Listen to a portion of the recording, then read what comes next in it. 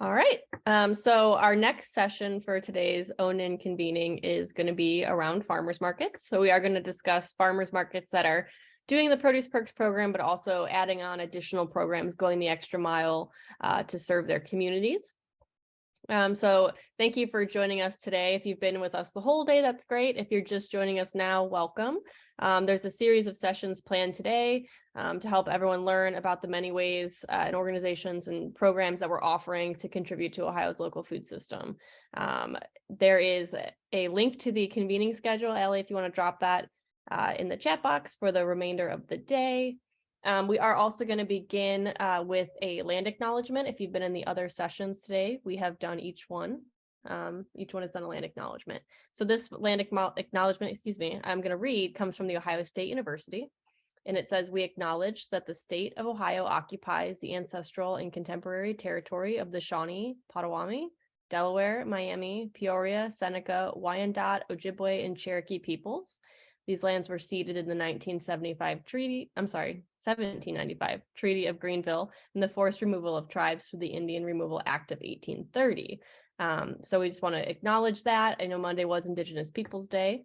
And so feel free to also adjust your name on Zoom to include your pronouns or put those in the chat box. And if you are interested in learning more about this network, please contact Anna Bird. Allie will throw her email in the chat. We are always looking to expand and diversify our network. But let's go ahead and get started. So in this session, we're going to hear about 3 farmers markets from across the state that have provided additional effort to support food and nutrition security in their communities in a number of unique ways. Hopefully you'll leave this session with a better sense of all that goes into a farmer's market and all the nitty-gritty logistics. We have reserved time for Q&A at the end, so feel free to pop questions into the chat box or the Q&A box, and we'll address those at the end. We are going to hear from a couple people today. The first, we're going to hear from Rebekah Ferro, who is the Neighborhood Engagement Coordinator and the Kamm's Corners Farmers Market Manager at West Park Kamm's Neighborhood in Cleveland. Amber Jones is the Director of Community Health at the Old Brooklyn Community Development Corporation and also oversees the Old Brooklyn Farmers Market. And our third speaker is going to be Beth Knight, who is the Director of MyWhy.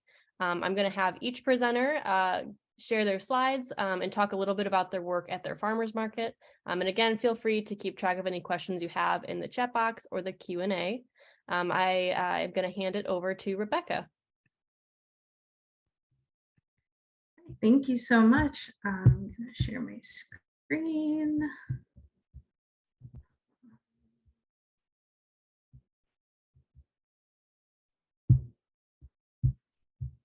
There it is.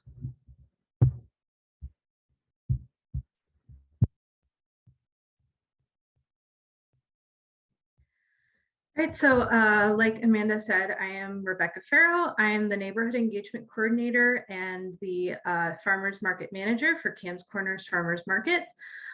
We are a farmers market that's located right in the West Park neighborhood, right outside of Kamm's Corners. We are in a giant municipal parking lot behind a Walgreens on the corner of 168th and Alberts Avenue. So if you're in the Cleveland area and was interested in visiting a farmers market, we operate every Sunday from 10 a.m. to 1 p.m. And then let's get started. So and sort of an introduction to our farmers market, we began in 2016. So this past summer, we actually celebrated our Sweet 16 season that we've been I believe we used to operate on Saturdays. We switched it to Sundays, just addressing the needs of the community. We noticed that there were a lot of farmers markets that took place during the weekdays and on Saturdays, but not really many on Sundays. So we adjusted to take place on Sundays. And then, as you can see on the slide, this is a list of all of the incentive programs that we offer and accept at Kamm's Corners Farmers Market. So if you were in the last session that was talking about all these different programs and what they do and how they work. So we do the SNAP and EBT, and with that, we do the Produce Perks matching program where shoppers can purchase SNAP tokens to use like cash throughout the farmers market that they can use on any food product. And then with Produce Perks, they can earn up to $25 in matching tokens that they can use on fruits and vegetables. We do accept the produce prescription tokens. We have WIC FMP and WIC Perks Sundays. Those are always big Sundays. We also do Buckeye Fresh and Buckeye Kids Sundays. We have handed out the TANF coupons throughout the summer, and then we do the Western Reserve Senior Farmers Market program, and then we also partner with Dedicated Senior Medical Center. They're a sponsor of the market, and a couple Sundays out of the season, they come to our market, and any seniors who come and enter their raffle and get information on their services, they give them coupons that seniors can use on produce as well. So those are so as you can see, we offer a lot of different ways for people who need a little extra help with purchasing food. We offer many ways and avenues for them to be able to purchase food.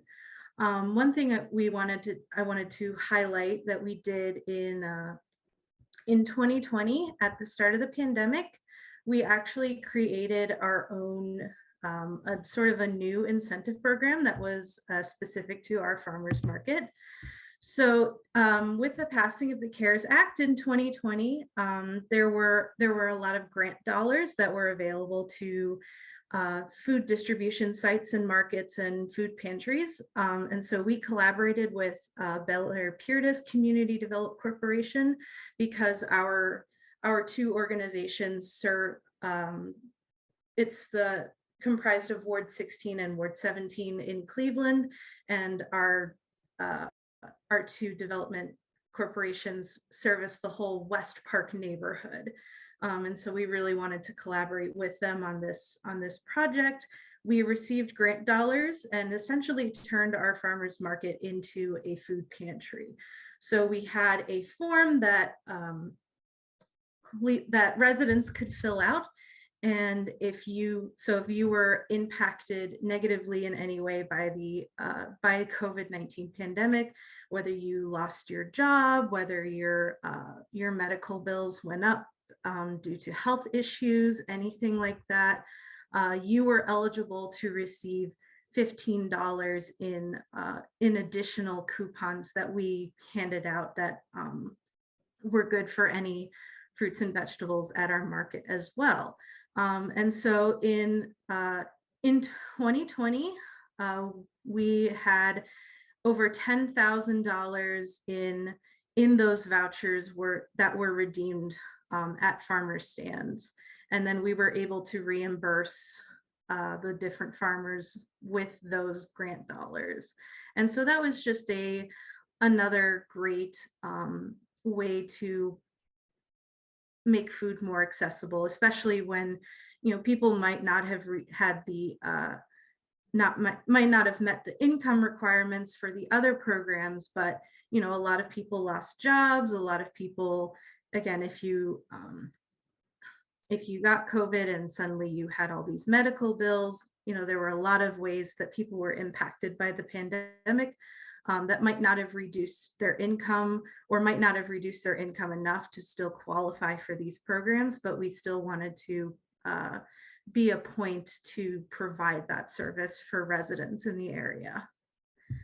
And then, so as I said, our market is every Sunday from 10 to 1. This Sunday is actually our last market of the season, and we are having our Halloween at the market. So if you're in the Cleveland area or on the west side of Cleveland and you're looking for something to do this Sunday, we have our Halloween at the market. We're going to have trick-or-treating, pumpkin painting, a costume contest for dogs. And if you need to reach me, my phone number and email is on the slide here. And if you just want to learn more about the farmers market, some of the vendors we have, anything like that, please feel free to reach out to me as well. Thanks, Rebekah. I think a lot of the people who are on this call today are also farmers market managers.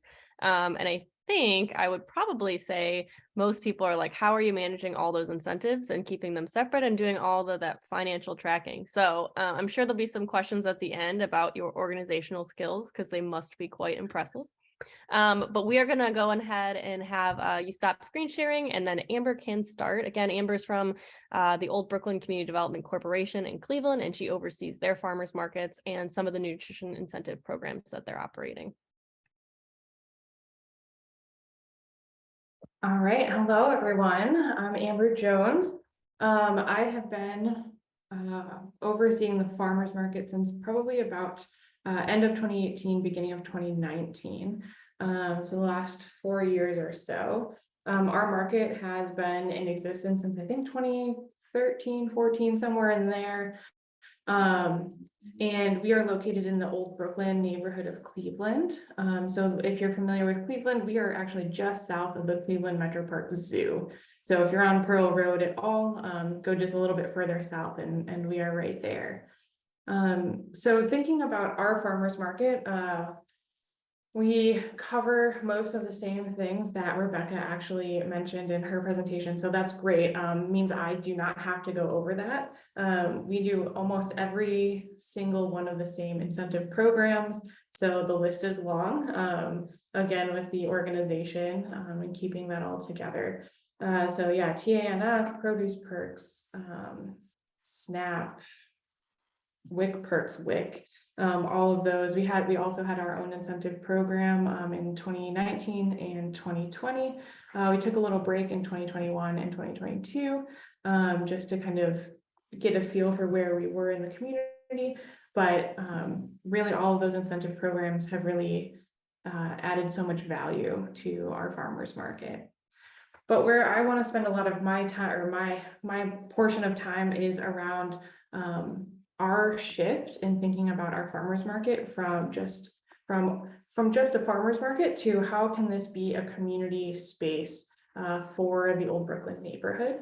And so in 2018, Old Brooklyn CDC went through a process to understand how we want to work within the neighborhood. And that really led us to thinking about adopting a community health lens and thinking about the social determinants of health. So if you guys aren't familiar with that, I'm going to go through a quick little slide for that. But that really made a shift in thinking about what our goals are of the farmers market are. So the 3 goals we had were increasing access. So that's access to food, but also thinking about mobility and a person's access to getting to the farmers market. Building community as our second goal. So thinking about active engagement. While people are at the market, but also how are people interacting amongst each other and in the neighborhood. And then also improving perception. So that is a person's individual health. So how is coming to the market improving a person's ability to be healthy. And then also the perception of the neighborhood overall. Do people feel comfortable coming and being welcomed to the market space? So those were our 3 main goals. And the way we kind of envisioned our market within the social determinants of health was actually through, there we go, couldn't get my thing to slide over. So thinking about the social determinants of health, we operate in 5 main buckets. So the social determinants of health are everything in your life that impacts your ability to be healthy. So it's not just access to healthcare, but it's where you live, what access you have to education, healthy food, active places to play, ability to have a good paying job, your context within the community itself. And then of course also healthcare. But we know that healthcare is only 20% impact into a person's ability to be healthy. So the other 80% is everything in your community. In a farmer's market, don't know why that switched, a farmer's market really plays an integral role in all of those aspects. So thinking about the neighborhood and built environment where we had our farmer's market, we ended up in 2018 moving our farmer's market to a new location located on our main street in the neighborhood. From a space that was beautiful, lovely big park, but it was really hard to get to. We couldn't get there from a bus line. It was hard to get there if you were walking. If you lived in another part of the neighborhood, like good luck. And it wasn't visible either. And so really thinking about all of these different aspects helped us choose a new location on our main street, located on a bus line, and it was more central and located in a census tract that was lower income. And then also made us think about how people get to the market.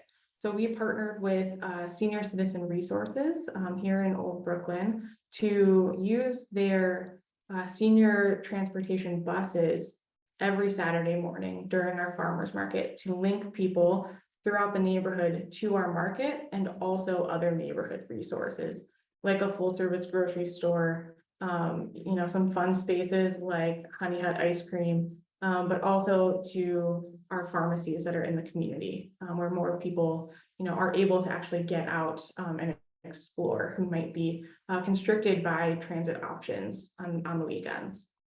And then at the market itself, really had us think about what was offered at the market, offering educational children's programs with a specific focus on healthy foods. So if we had art, we were using, pasta and vegetables and things like that within the art itself. We also had someone come in and paint rocks with the kids in the shape, not in the shape, but painted with the shape of the rocks, different fruits and vegetables to really get kids excited and thinking about what is available at our markets. But beyond that, we had educational programs around cooking demonstrations. For the first year, we had local bike rides. We partnered with a small business across the street to offer local bike rides throughout the neighborhood to really get people to experience the neighborhood. And they received an incentive then to come back to the market and spend a market dollar on fresh fruits and vegetables. And so we had a lot of really great opportunities for people to not only come to the market, access the healthy foods there, but really connect into the fabric of the neighborhood, which is one of our goals, thinking about that connectivity. And so through thinking about our farmers market within the lens of the social determinants of health really opened us up to new possibilities and things that we could do that kind of was limited before we kind of started asking ourselves these questions of what does having a farmers market mean within our community, and what is the ripple effect in that health space.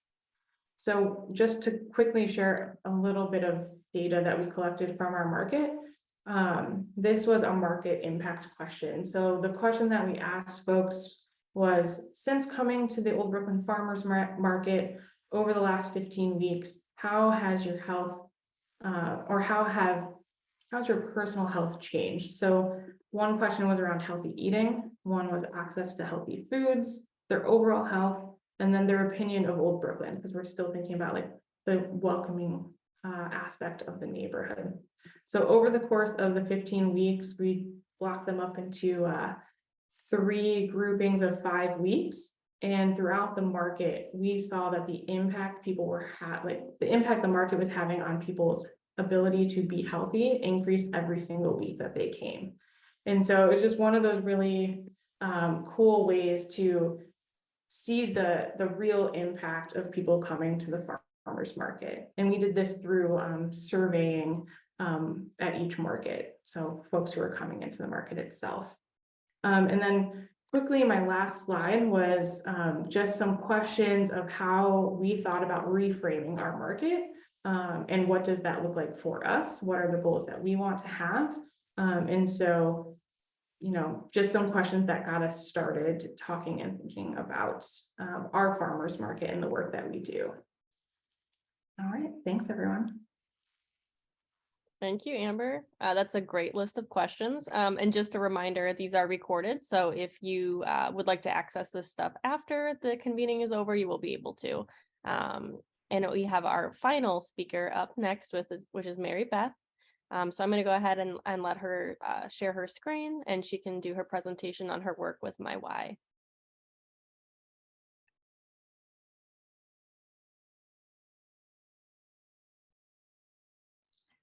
Okay, thank you very much. And I've already learned so much from the other presenters, so I really appreciate it. My nonprofit is called MyWhy, and our goals are improving access, affordability, and consumption of healthy produce in Cincinnati's food and nutrient deserts. So we were started, I was a inner city school teacher, paired up with another inner city school teacher to help break the poverty cycle through better academic and life outcomes for better food for our students. So it really just started by us literally hauling thousands of pounds of produce into the classroom every day, where I taught PE and health, and I was in charge of standardized testing. And having previously taught courses on exercise and nutrition and the brain in my former career, I knew that healthy food was absolutely tied to all of those health, academic, and life outcomes. So we began our programming with something called Fruit for the Holidays, which we still do in many schools. And that ensures that every child leaves for the weekend and for the school breaks with a bag of apples, oranges, and bananas. So they're getting that healthy food on the weekend. We do another program called The Power of Produce, where I'm back in the classroom doing taste tests and teaching children to eat the rainbow, but also what the color of each types of fruits or vegetables, orange, red, yellow, purple, blues, greens, do to the body, so that we're teaching kids to choose their food when they have the choice, based on the outcome that it has in their body and matching that to their life goals. That led to teaching students, hundreds of students, our program called Grow Where You Are Planted. The inner city doesn't have a lot of open soil, so we have built raised beds at a number of schools and teach them to actually take hold of the problem in their neighborhood, the lack of healthy food, and to grow it themselves. And that led us to where we are today, hosting lots of pay what you can farm markets. We have been blessed with a lot of great partners. The West End is one area of Cincinnati we serve, and it is a technical food desert, so USDA registered food desert. And then we also serve Price Hill, which is another significantly low income area of Cincinnati. The reason we do this is we know that the basic needs of good food and shelter are not met. It's hard or impossible for anyone to believe that they are unique, gifted, or talented. And without meeting and exceeding the basic needs, people are left to fight and don't have the opportunity to thrive. We believe in food equity, but we mostly believe also that the power to change this problem lies within the community, that the community itself can overcome the biggest hurdles, which is why we work with our community members. We hire them, we train them, and teach them to run our markets, as well as teaching the Grow Where You Are Planted programs, so that eventually the community members themselves are the stakeholders, and they're the ones running all of our programs. So as I mentioned, we hand out fruits and vegetables, we grow food, we have our locally grown produce markets on a weekly basis, and we educate, empower, employ, and engage local residents to work alongside of us. Our farmers markets are held in low-income neighborhoods only. We go to areas of the city that have 98% or more of children attending that neighborhood school, qualifying for the free lunch program. We hold the markets on school sites or across from a school site, at dismissal and during football games and other sporting events and school events, so that we know we have gone to where the people are, the kids that we have taught our Power Produce program, the children that we have served for a year or two by providing that weekend nutritional supplement and fresh produce. We literally pick up our market and take it to these sites, so that we are reducing the need for the transportation and reducing the risk of people not being able to get to us. You see a school bus in that picture there. Children who are riding the bus home on a day that we host a market on their site get an early dismissal, where they come out a half hour beforehand so that they can shop the market and then board the bus with their produce to take it home. We offer a pay what you can. we will accept anything. We do accept SNAP and EBT, and thankfully Produce Perks and now PRX, the WIC Farm Market coupons, as well as the senior coupons. And we are laying as many benefits as we can to make the produce as affordable as possible. One very popular program that we have run is an additional incentive of $5 off at the time of checkout for answering 8 questions to tell us how we can serve them better and be able to gain that very insightful data so that we can continue to bring the produce that they want at the price that they need and the locations that work for they and their families, as well as finding out if we're really, you know, improving the access, improving the affordability, and improving their health by being where they need us to be. With repeat customers, we've offered this FaceTime or phone a friend. If they will walk around our market with their FaceTime on or on a speakerphone, explaining to their friends the amount of produce we have, what they have, and encourage that friend to get to the market, we also give them that $5 off. That has become a very popular thing at our markets, and it really does get people to come because of the beautiful locally grown produce that we offer. Like other popular farmers markets, it's not just about the food, it's about the engagement, it's about the other ways we can have touch points with them on healthy lives. So we do yoga, scavenger hunt. I did have an ice cream chunk this summer when it was over 100 degrees. And we have done a soccer shoot up for kids during the market as well. The first picture on the left-hand side of your screen is one of our happy customers.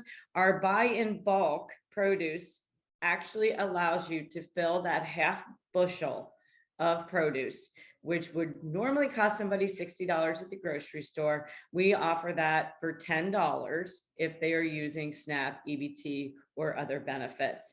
Again, if they fill out a survey, phone a friend, or do a repeat customer survey, we knock another $5 off, and that family is going to go home with a half a bushel of beautiful produce to sustain their family for an entire week. There's a picture in the middle, just our market right on a school site. It's a lot of heavy lifting, but at the end, the produce is gone. So we're much lighter on the way home with our pop-up markets.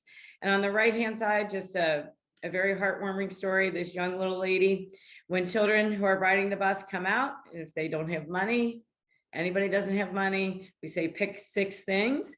And this little gal came up to me, who's holding the carrot, and gave me $1. And I said, sweetheart, you don't have to give me $1. You get to take 6 things home for free. And she said, if I give you $1, does that mean you will be able to come back and have another market for us? And I said, absolutely. I will take your $1 and I will be back. So we know that it's getting into the right hands and into the right bodies, and we are serving those that need us the most. Our measurements of success are really how many pounds of fruits, veggies we distribute on a weekly basis, and the pounds of produce sold and distributed at our farmers markets. In the last 7 weeks, if I look a little tired, I am. It's because we distributed and sold 37,000 pounds of locally grown produce. 72% of our customers are using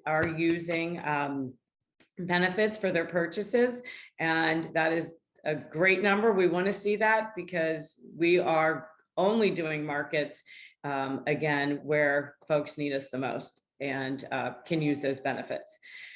Survey completion. So that $5 really means a lot to people, and we're happy to do it. So 93% of our farm market attendees thus far have taken the moment and filled out that 8-question survey. We do offer that in 3 languages so that there is no language barrier at our markets, and we do have interpreters on site in case there are. Our number of our participants in our farm to table and urban agriculture clubs, where we're teaching children to grow the food, harvest the food, share it, prepare it, and bring it to market. So they learn the value of what they're growing financially is up 200% from last year. And the number of residents who engage in our efforts, both paid and volunteer, is up 150% from 2021, which is very exciting to us because it means that we're growing a community that cares about the markets, that values the markets, and wants to learn to run and take on the markets themselves. So some of that very important data in the last 12 months, were you ever hungry because there was not enough money to buy food for your home? This was just in the last month, 364 attendees, and you can see that over 60% of them answered they did not have enough money to buy food. So we know we're right where we need to be, and we're serving those who need it the most. In the last 12 months, how often were you not able to eat a healthy meal because your family did not have enough money? And that was well over 45% answered a lot. The 35, 37% sometimes. And the nevers and the not sures was a very low number of people. So again, this helps us understand that the need and that we are where we need to be. These last two slides, by the way, came from our new locations in a new neighborhood. So these are people that had never been to the market before. And so we knew that the food insecurity was high, the nutrient insecurity was even higher, and it helped us be where we need to. How do our markets help your family? So after repeating, the 85% said it saves money on our grocery store bill. Almost 70% said they're eating more fruits and vegetables. Over 60% family members are getting more to eat, and 48% are sleeping better at night and worrying less about not having enough food. And this little girl staring up at you from the street really didn't know what any fruits and vegetables look like outside of an apple or an orange. And through our distribution and farm markets, this little girl finds us every day. She eats about 6 apples in a row. I can tell you just how deep the insecurity is with nutrition and nutrients. And she's drawn it all out there, even cauliflower. So we know that we're expanding and changing the palettes, which is also a great way to impact the health of all these folks that we are serving. And that's a wrap, folks. Thank you, Mary Beth. I know we already have quite a few questions in the chat box. And so we have a little under 30 minutes left. So I think we can go ahead and jump into some of those, Allie, unless there's anything else you want to cover real quick. The first question that came into the chat box was from Andrew Rome. He is with Haymakers Farmers Market in Portage County. And this question was for you, Amber. It says, how did you enact the plan to have intentional vendor selection to represent different cultures, ethnicities, etc.? I think that was probably under your slide where you guys kind of had that social determinant of health plan. And so were you able to tackle that? And if so, how? Yeah, we were really thoughtful in what programs we brought to the market, who our chefs for the cooking demos were, the vendors, especially if we had any prepared foods, things like that. For us, it made it a little bit easier because our umbrella organization, Old Brooklyn Community Development, we have a lot of connections in the community and in Cleveland itself, which has helped kind of facilitate those conversations. It's like, oh, we hear about a partner that's doing something really cool, and we want to bring them to our market and like have that opportunity for them to interface with residents. That I think has helped us. So if that's not something, not every farmers market is tied to a nonprofit organization of some sort, but like figuring out like who is in the area where you are located, who can potentially help connect you with some of those resources or people or programs that would help kind of think through that diversity and inclusion, and even just thinking about who makes up the community of people who are coming to your farmers market, maybe even starting there to see like, okay, for Old Brooklyn, we have a growing Hispanic population. And so making sure that there's food available that, they would really enjoy cooking, buying, eating, thinking about who our chefs are, the types of food that they are making. Can they make a traditional Hispanic dish that has some healthy options rather than like a traditional dish? And so just kind of thinking through some of those things has been really helpful for us. Andrew, I don't know if that was a good answer for your question, or if you want to, you can feel free to unmute yourself and engage directly. We're a small enough group. I think we can do that. We don't have to worry too much about raising hands. Looks like that was good. I just wanted to mention too, I think many of you are probably familiar with this, but Farmers Market Coalition did release a toolkit more recently, the Anti-Racist Farmers Market Toolkit. So that's also a really good resource for people who are looking to do a little bit of DEI work at their market. The next question is from one of our friends at FMNC, Nina. She asked, how is the food sourced for the Pay What You Can market? So if you could, Mary Beth, kind of maybe give us a little bit more information on how you're sourcing the product for that. Sure, we do grow food. So a lot of it is ours, which is fantastic. We are now on our 4th location, and I actually just left our site this morning where we are building an extremely large greenhouse so we can extend our growing season. We did get the USDA Farm to School grant, so we have a freight farm being installed, which is a hydroponic growing machine, which will be turning over 6,000 heads of greens every 45 days on 5 gallons of water. So we grow a lot. And then I have a whole network of growers. And what happens is I go to other for-profit growers and farmers markets and buy up what they have left over. And we are in actually some dangerous areas of Cincinnati, and it is not a location where a lot of farmers want to come. I can't blame them. I've had police protection at our farmers markets due to acts of violence in the neighborhood, and we just have decided to dig our heels in and tough it out and ride it out with success. So we have a lot of local growers who do donate some food to us, and we grow most of it ourselves, but then fill in what we can't grow or doesn't grow well in our areas with 6 or 7 other local growers who are very happy to have another outlet for excess produce. So what we're really happy to do that too to our local farmers is to buy that from them, just to keep everything going for them.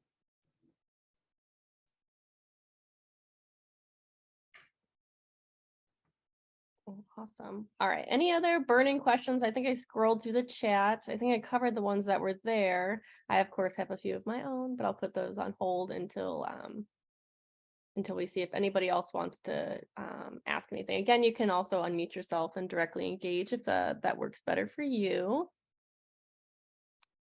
So since most of our, I think, attendees on this call are farmers market managers or someone directly involved with markets, for markets who have been doing produce perks and doing SNAP for a little bit, and they want to branch out and take that next step and offer something else, what advice would you give them?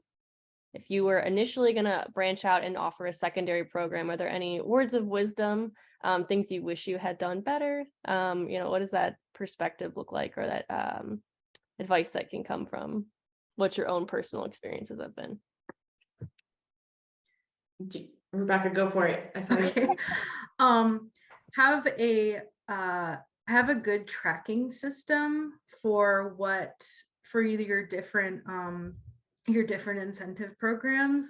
We hand out a sales sheet to our farmers every week, and so whatever EBT tokens, WIC coupons, Buckeye Fresh coupons, Produce Perks tokens, we have a section on that sheet for all of the incentive programs we offer, and then they tally up the number that they received. They turn the sheet and all their tokens and coupons that they receive back to us. We do a second and third count the day after the market, and then we have our own. I have a giant spreadsheet where I put down every single vendor and then how much they got in each incentive program, and then the totals. It also, it helps us track just how much people are using those incentive programs as well. So being very, very organized, and then also being very intentional about making sure that you're advertising these programs to your neighborhood, especially in your underserved areas. We have the third largest public housing neighborhood in Cleveland in our service area. And so we try to do our best to make sure that we're advertising all of our incentive programs that we offer at the farmers market to that neighborhood. Yeah, and to jump off of that, I echo the be very organized piece. Something that you were saying, Rebekah, we do very similar things between our markets, which is great. Something that has really helped us and the vendors is each year we create signage for the vendor booth on that looks very similar to the receipt that gets given to all the vendors, like mark all their incentive programs. But we have that up on each booth. So if people are coming to the market, they're able to see exactly what incentive programs that vendor can accept. Because not all of them can accept the same ones. And so making sure that it's very clear on everyone's end, this vendor can accept only SNAP compared to all the other ones. And so keeping that has made it really easy so that the vendors aren't confused. Then we're not randomly getting tokens that they shouldn't have gotten or coupons that they shouldn't have received. And having we do a really quick intro training with our new vendors, anyone who's new coming into the market, just so that they are very aware of you can only accept these ones. They look like this with little pictures. And that has really helped a lot on our side.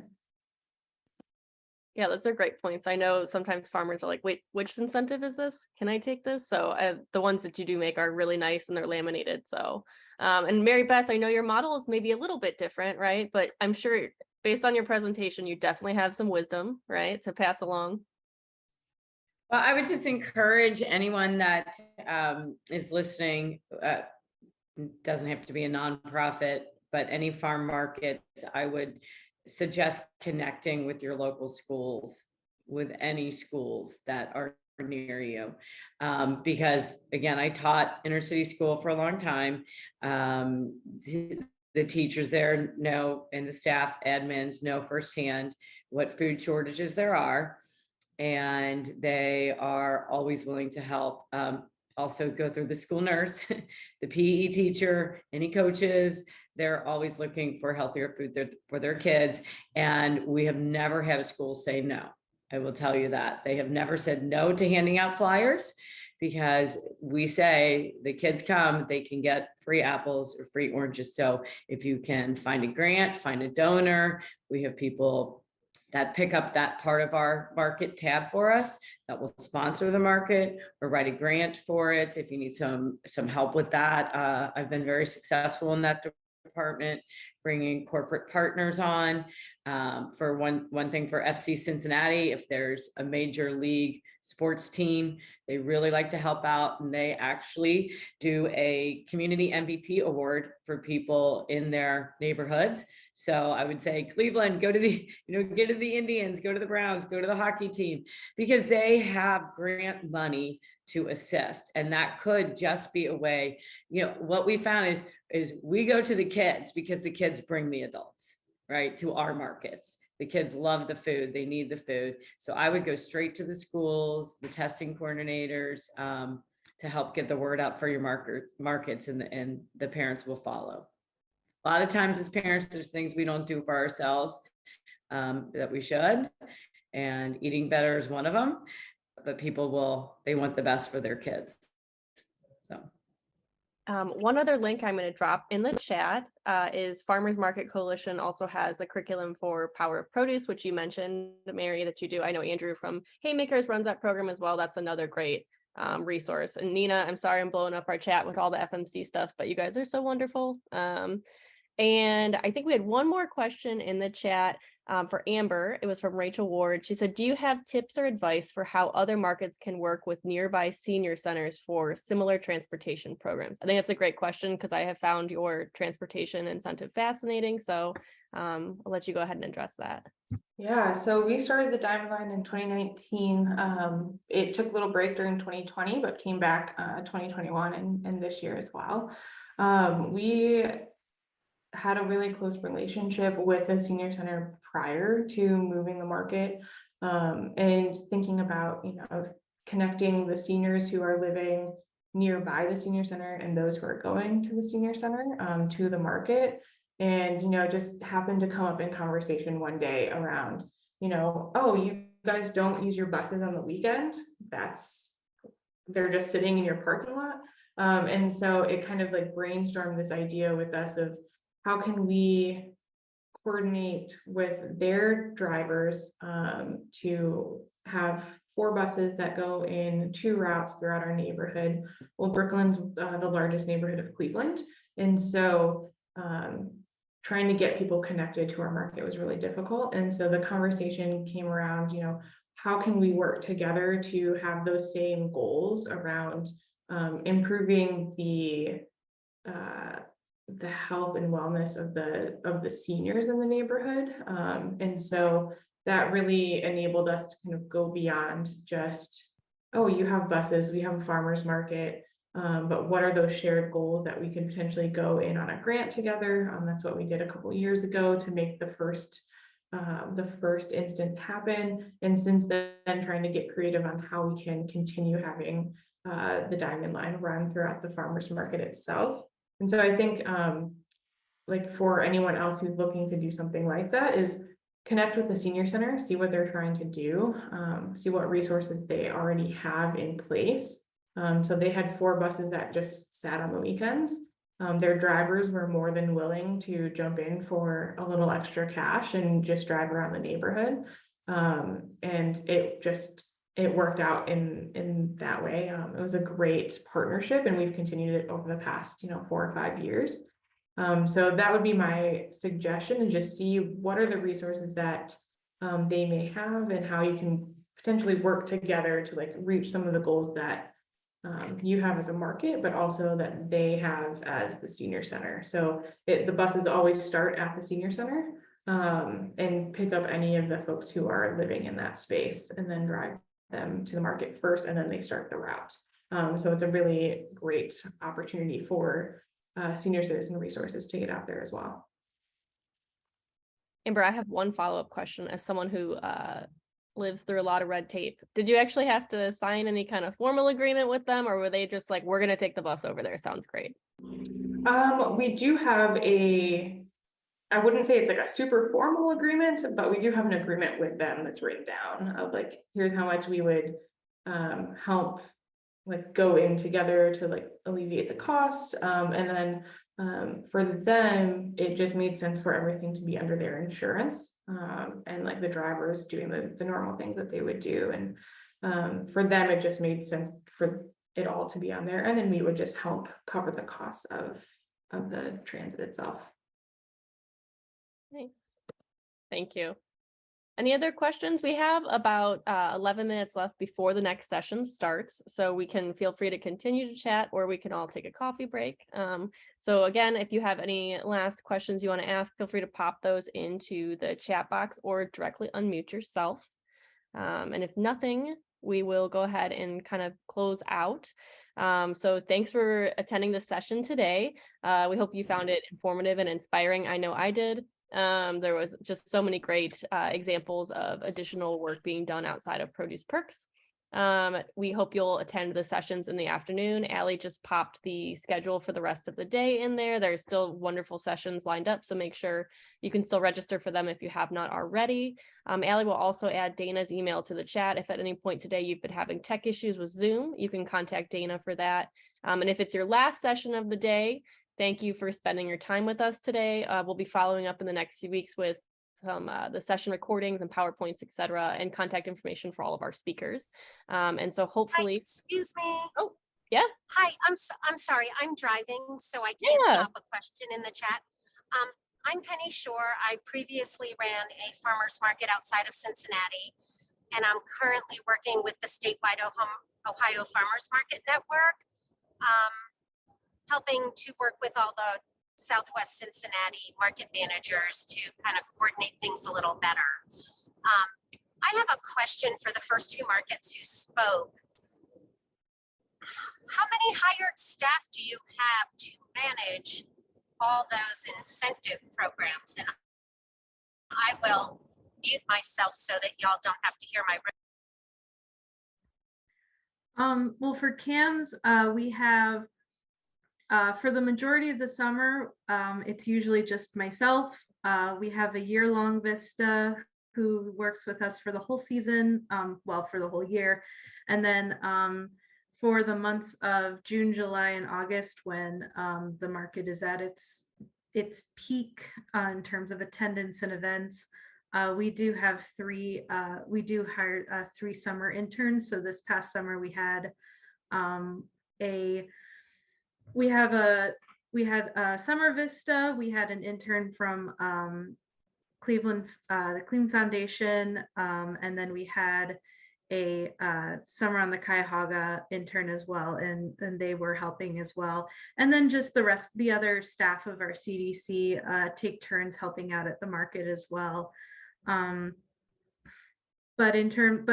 for right now, because it's at the end of the season, in terms of counting tokens and setup, we do have other volunteers who help us set up, but then for counting tokens and doing all that stuff during the week, it's me and our year-long Vista.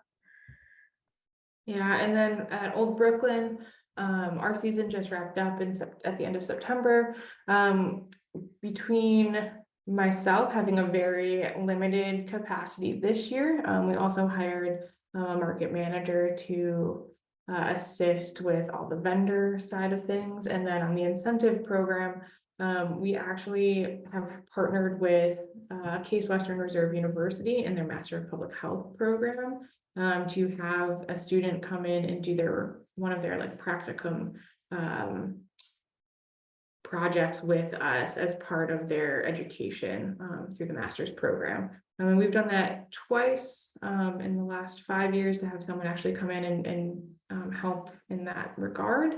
And then we have had one other intern this year. So two interns, one like full staff person for the market manager role, and then myself kind of overseeing all of it. And that was probably for me maybe 10 hours a week to make sure everything like actually like got done and coordinated on the CDC side. And I know both of them mentioned hosting AmeriCorps Vistas. I've hosted one. I know other markets in our network have. That application to host an AmeriCorps Vista is actually through the Ohio Association of Food Banks. So if you're interested in having a staff person through the Vista program, that's where you would look for information. I think the application is like once a year in January or December. I can't remember what the timeline is, but that resource is available through the Ohio Association of Food Banks. There was one more question that was dropped in the chat. And it said, it's from April. Do you have any idea of how many people attend and how do you count attendees? I'm assuming for just general market traffic, unless you meant something else, April. At Kamm's, we get between 600 and 1,100 customers a week. Most of our tracking is done through our incentive program, so we're able to count the exact number of like transactions we do, but for just general tracking of attendees to the market, we usually have somebody with the clicker at the entrance, just kind of clicking in, counting how many people come in, and then we usually say, well, whatever they put on the clicker is probably also very low because it's very easy to miss people. So we usually add how many we would assume plus or minus from their count.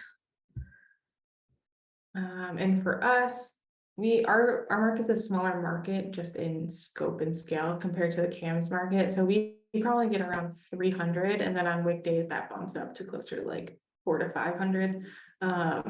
And so we also have someone who has been sitting there clicking a little button, tracking everyone. So, but they don't just sit there like at a chair and like click people in. They're doing other things as well. So again, that number is not always completely accurate.